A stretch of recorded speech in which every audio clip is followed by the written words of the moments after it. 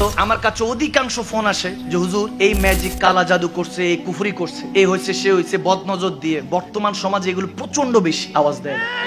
কেউ যদি একটু ব্যবসায় উন্নতি করে এমন ভাবে কুফরি করে বেচারা শেষ।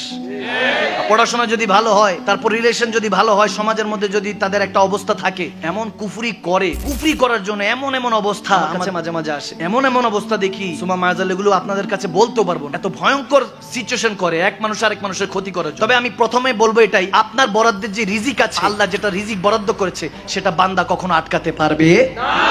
এটা হলো প্রথম ঈমান রাখবেন আল্লাহ আল্লাহ রাসূল। তারপর দ্বিতীয়ত যেটা করতে হবে সেটা হলো একটা সলিউশন বলে দিচ্ছে যে আপনি বুঝতে পারবেন কিভাবে যে হুজুর আমার উপর কি কুফরি আছে, তাবিজ তোমার করছে, এগুলো বুঝার ওয়ে কিন্তু ইসলামের মধ্যে আছে। একটু জানাই দিচ্ছে কি কষ্ট হচ্ছে, এগুলো জানার দরকার আছে না?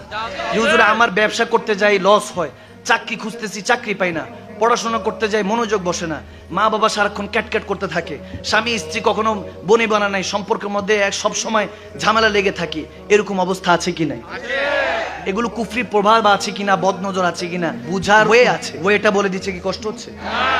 একটা কাপের মধ্যে যেটা স্বচ্ছ, এরকম গ্লাস, কাপটা এরকম স্বচ্ছ হইতে হবে, দুই পার যাতে দেখা যায়। এটা গ্লাসটার দিকে তাকিয়ে চারকুল, যেটা বলা হয় চারকুল, সূরা কাফিরু, সূরা ইখলাস, সূরা নাস, সূরা ফালাক, এই চারকুল পড়ে আপনি এটার মধ্যে ফু দিবেন। ফু দিয়ে এটার দিকে তাকায় থাকবেন আর দুরূদ শরীফ পড়তে থাকবেন, দুরূদ শরীফ পড়তে থাকবেন। চেষ্টা করবেন যাতে পানি না নড়ে। দুরূদ শরীফ 100 বার কমপ্লিট করে আবার চারকুল পরে ফু দিবেন।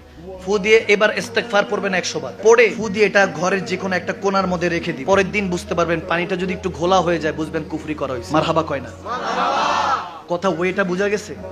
একদম সিম্পল। চারকুল পড়বেন, 100 বার দুরূদ শরীফ পড়তে পড়তে দেখতে হবে, এবং এই আপনার পানি যাতে এই পার ওই পার দেখা যায়, এই সিস্টেম ওয়ে থাকতে হবে। দেখতে দেখতে আবার দুরূদ শরীফ কমপ্লিট হলে 100 বার পড়ে আল্লাহুম্মা সাল্লি আলা সাইয়্যিদিনা মুহাম্মদ ওয়া আলা আলি সাইয়্যিদিনা মুহাম্মদ ওয়া বারিক ওয়া সাল্লিম পড়ে জাস্ট 100 বার ফু দিবেন। এরপর আবার পড়ার পর আবার দেখতে থাকবেন, ইস্তেগফার পড়বেন, আস্তাগফিরুল্লাহ আস্তাগফিরুল্লাহ পড়ে 100 বার পড়ে তারপর ফু দিবেন। ফু দিয়ে এটা যে কোনো ঘরের একটা অন্ধকার জায়গায় আলোটা এইভাবে ইয়া করে রেখে দিবেন। পরীক্ষা করে দেখবেন, পরের দিনই দেখবেন যে পানিটা যদি এরকম স্বচ্ছ থাকে, ক্লিন থাকে, বুঝবেন কুফরি নাই, বদনজর নাই। আর যদি দেখেন ঘোলা হয়ে গেছে, তখনই বুঝবেন বদনজর আছে, কুফরি আছে। এরপর বলতে পারবেন হুজুর বাঁচার ওয়ে। বাঁচার ওয়ে হলো এই পানিটা আপনি কোনো পুকুর দেখে কিংবা মনে করেন যে জায়গায় ওই চলন্ত নদী আছে যেটা বহমান, ওই নদীর মধ্যে ফেলে দিবেন, কেটে যাবে। এত আস্তে কেন সুবহানাল্লাহ? আমলটা কি খারাপ দিয়েছি? এবার আরেকটা আমল দিব। আরেকটা আমল হলো প্রত্যেক দিন, আমার নবী বলেছেন প্রত্যেক দিন ইস্তেগফার পড়বেন কমপক্ষে 10 বার। কয়বার? আস্তাগফিরুল্লাহ কয়বার? আমার নবী বলেন এটা বেহেশতের একটা দরজা। এটা বান্দাকে দেওয়া হয়েছে যাতে অ্যাক্সিডেন্ট, বালা, মুসিবত, সাইক্লোন, তুফান থেকে বান্দা হেফাজত হতে পারে।